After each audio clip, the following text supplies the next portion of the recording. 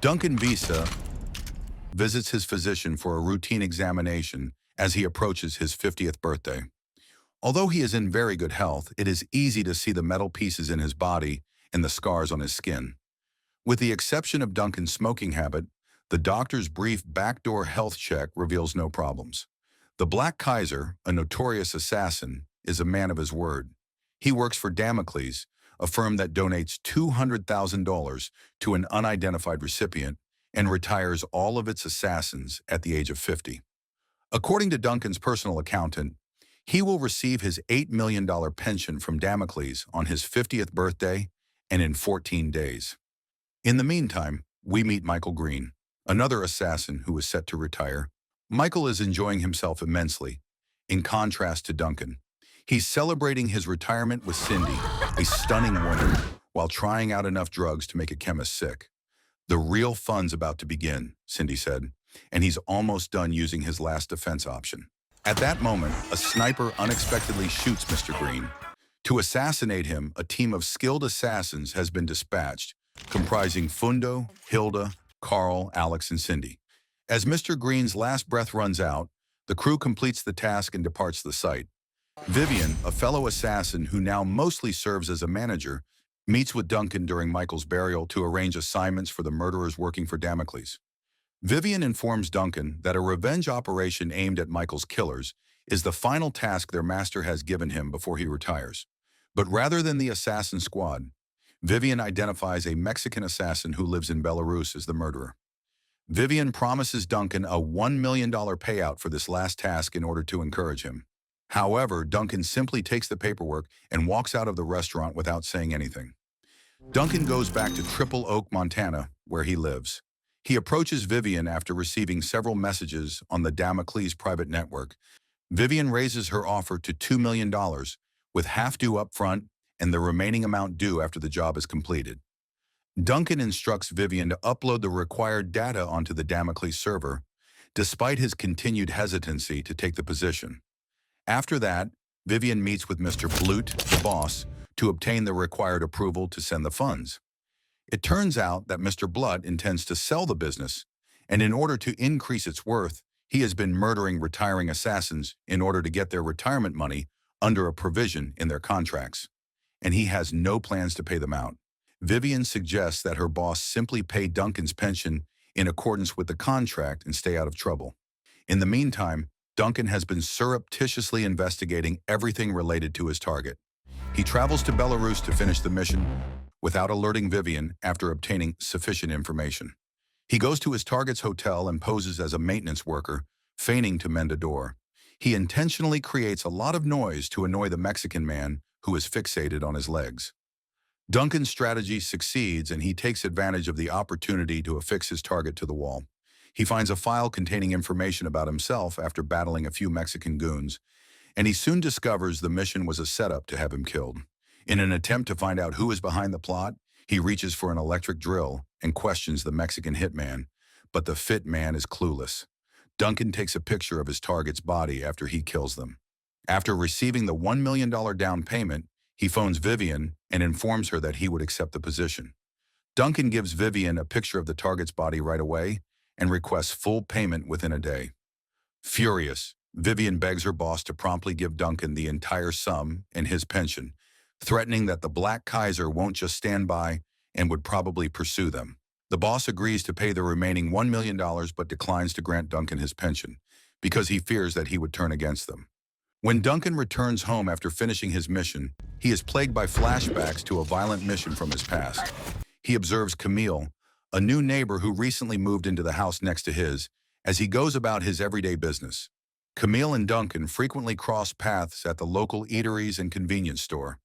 He notices that Camille always seems depressed and gets easily startled by the smallest sound. She is obviously going through a challenging period in her life. As they spend more time together and converse, Duncan and Camille grow closer over time. In an effort to help Camille, Duncan even purchases a gun for her and tries to teach her how to shoot. She appears to be extremely distressed by the firearm and is unwilling to pull the trigger, most likely as a result of a traumatic event in her past. In the meantime, the experts are trying to find Duncan. They find his personal accountant and coerce him into telling them where Duncan is. The accountant gives Duncan a file with details on 4 properties he owns, each located in a separate state. But since he actually has no idea where Duncan is living at the moment, the assassins immediately murder him. The group then makes a one-by-one search for Duncan at each address. As is customary, Cindy shows up in a gaudy costume to their first destination in Florida. The flat is rented out, but things rapidly go wrong when the existing resident thinks Cindy is providing a service he requested. The assassins kill the occupants at each of the 4 properties after failing to locate Duncan at any of them. Further investigation into Duncan's papers reveals that he has been using a Triple Oak, Montana bank to occasionally transfer $200,000 to an unidentified recipient. Hilda informs her boyfriend, Mr. Blute, over the phone shortly after that she will kill Duncan. When the assassins finally make it to Montana, they find Duncan while he's out purchasing Camille another present. He encounters Cindy, the skilled charmer, on his way back, who is acting as though her car has broken down. As expected, with her phone conveniently dead and unable to contact for assistance, Cindy asks Duncan for assistance. In the end, Cindy is brought to Duncan's home. Cindy says she has a plan and that she will be able to stay overnight because aid will be arriving at 10 a.m. the following day. She starts things off by making fun of Duncan. As Fundo and the other assassins stealthily get ready to ambush Duncan, they begin probing each other's depths. Cindy is positioned to help Fundo pull the trigger, but Duncan swiftly dodges the attack just before it is fired, putting Cindy squarely in the line of fire. She receives a severe blow to the shoulder, and as Fundo fires bullets throughout the house, Duncan leaps from the bed to seek shelter. Duncan throws the axe and kills the girl. Hilda and Carl break into Duncan's house a few moments later, but they are unable to locate him because he has already escaped and located Fundo. The sniper is swiftly killed by Duncan, who also seizes his firearm. With a single shot, he eliminates Hilda after identifying her by the heat of her breath using the thermal scope. Additionally, he just escapes Carl's surprise attack, in which he is killed quickly when he unexpectedly emerges behind him. After that, Duncan searches for hints as to who ordered the assassins to target him. Not far from his house, he finds a room key to an inn. When he goes to the place, he finds Junkie Jane stoned out of her mind. She talks while high, and Duncan learns that Alex has taken Camille hostage. Through their studies, they had discovered the unique relationship between Duncan and Camille. When Duncan rushes to Camille's residence, she is nowhere to be seen. When Mr. Blute finds out that Duncan has murdered both his assassin crew and his lover, he becomes enraged in his large estate. Just reminding him that she had warned him, Vivian smirks.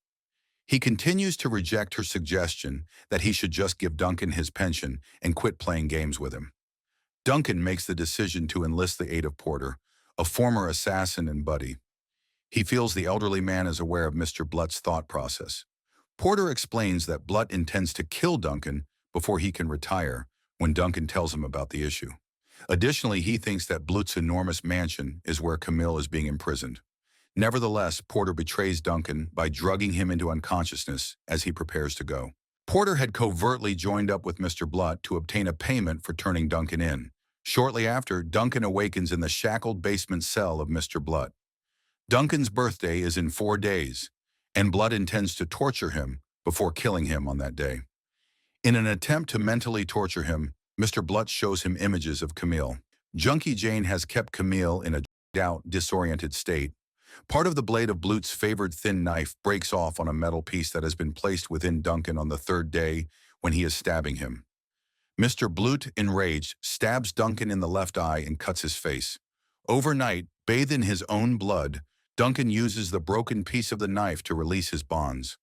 When the guards arrive in the morning, Duncan surprises them and murders them all.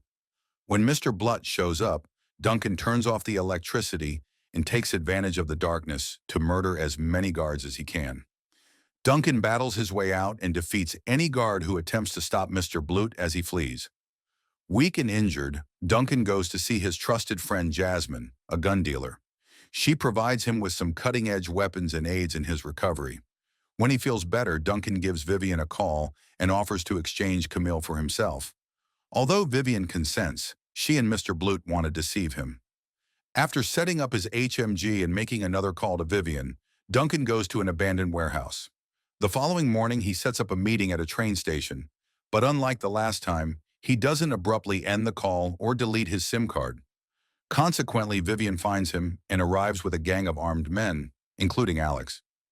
Vivian is given the opportunity to leave when they face off, but she declines since she knows she has him cornered. Duncan raises his hands as the team prepares to fire. He quickly eliminates all of Blut's soldiers with his laser-guided heavy machine gun. To our astonishment, he avoids harming Vivian and instead goes after his true aim, Mr. Blood. Mr. Blood is frightened after witnessing the incident on a security camera and orders his remaining workers to increase protection at his house. They choose to flee rather than face Duncan when he gets at the mansion, though. The Black Kaiser has already arrived at Blut's room when he attempts to have Camille brought to him, but it is much too late. Duncan ends his greed once and for all by decapitating him with a quick swipe of his axe. After saving Camille, Duncan returns her to Montana and aids in her recuperation. He finds old newspaper stories about a family that was murdered years ago while searching her bedroom. He is shocked to learn that he carried out the hit himself using false information. He has been plagued by the memory of that error ever since. He now realizes that the little girl who survived that carnage is Camille. After that terrible day, Duncan never saw the girl again, despite the fact that he has donated innumerable times over the years to aid her. Abruptly, Camille appears behind him, brandishing a revolver at him. She tells Duncan that all she can see is his face, the face of the man who destroyed her life and killed her entire family in front of her. Duncan apologizes and describes how the job went wrong while crying. He is prepared to accept whatever comes next because he knows Camille has every reason to despise him. He advises her to kill him if doing so will relieve her of the suffering. Emotional and shaken, Camille hesitates before firing, but it turns out that Duncan was not hit. Camille approaches to Duncan in the last scene and begs for his assistance in identifying the person who gave the order to kill her family, and he consents to assist her in obtaining the information she needs.